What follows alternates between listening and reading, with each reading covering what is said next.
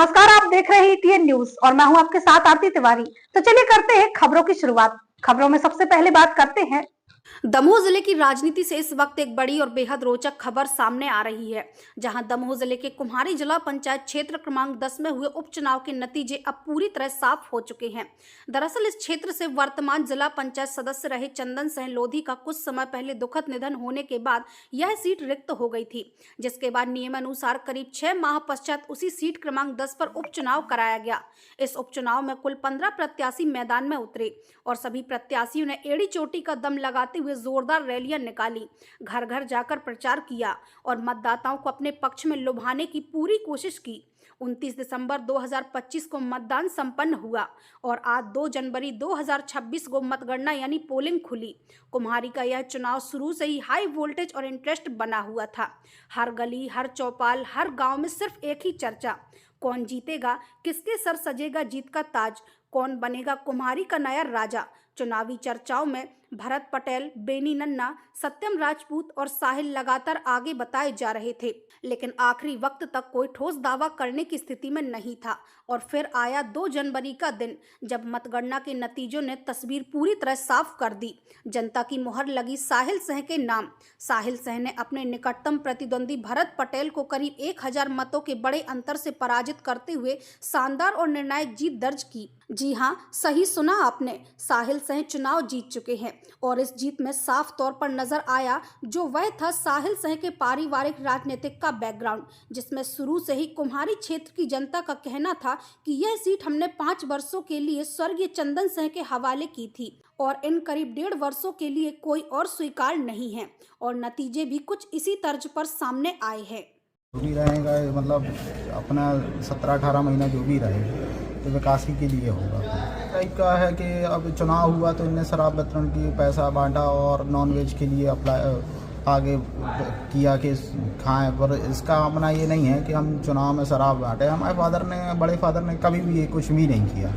तो ये है कि नई जो पीढ़ी है उसके लिए तो हम कुछ भी इस टाइप की हरकत नहीं करेंगे या इस टाइप का कभी भी नहीं करेंगे। चुनाव ना जीतने के लिए ना कभी हारने के लिए, मतलब कभी नहीं करेंगे हम इस टाइप का, कभी नहीं करेंगे। जो जनता ने आपको आशीर्वाद दिया है, क्या कहना चाहेंगे अपनी जनता, अपने क्षेत्रवासियों के लिए?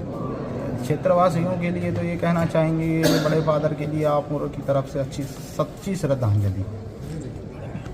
हमारा संदेश ये है कि जिला पंचायत क्षेत्र की जनता ने स्नेह और जो प्यार दिया है उसके लिए धन्यवाद है। तो हमारी जनता ने, सभी को मैं नमस्कार करता हूँ। हमारी जनता ने जो हमें सहयोग जताया है उनका सदा मैं आभारी रहूँगा और उनका निरंतर उनके बीच में जाकर उनका सहयोग करूँगा और सहयोग करते हुए जनसेवा का कार्य करूँगा और निरंतर उन्हें आगे बढ़ाऊँगा और आगे बढ़ूँगा उनका साथ लेकर। 15 प्रत्याशी मैदान में थे, जिनमें से 2 प्रत्याशियों का संघर्ष आगे पीछे का रहा है। प्रथम प्रत्याशी साहिल सिंह जी हैं, सेकंड प्रत्याशी मैं भरत पटेल हूँ। रुझान यही है। बाकी तो प्रत्याशी जो लड़े हैं सभी को जनता ने मत दिया है। जिसका जहाँ जो व्यवहार है, जो संपर्क है, जनता ने वो साथ सबका निभाया है। उनके लिए बहुत बहुत धन्यवाद है। आज जिला पंचायत सदस्य का जो कुम्हारी का उप निर्वाचन है उसका एक सबसे महत्वपूर्ण दौर था जो कि मतगणना का था। आज वो पूरी तरह से शांतिपूर्ण और निष्पक्ष रूप से संपन्न हो गया है। 8 राउंड में पूरी मतगणना हुई है और जो आयोग के निर्देश हैं उसके अनुसार हमने राउंड वाइज अलग अलग राउंड के रिजल्ट डिक्लेयर किए हैं, लेकिन सभी राउंड का मिला करके कौन विजयी रहा है इस बारे में और किसको कितने मत मिले हैं सभी राउंड मिला करके इसकी घोषणा 5 जनवरी 2026 को रिटर्निंग अधिकारी के कार्यालय में उनके न्यायालय में सुबह 11 बजे की जाएगी।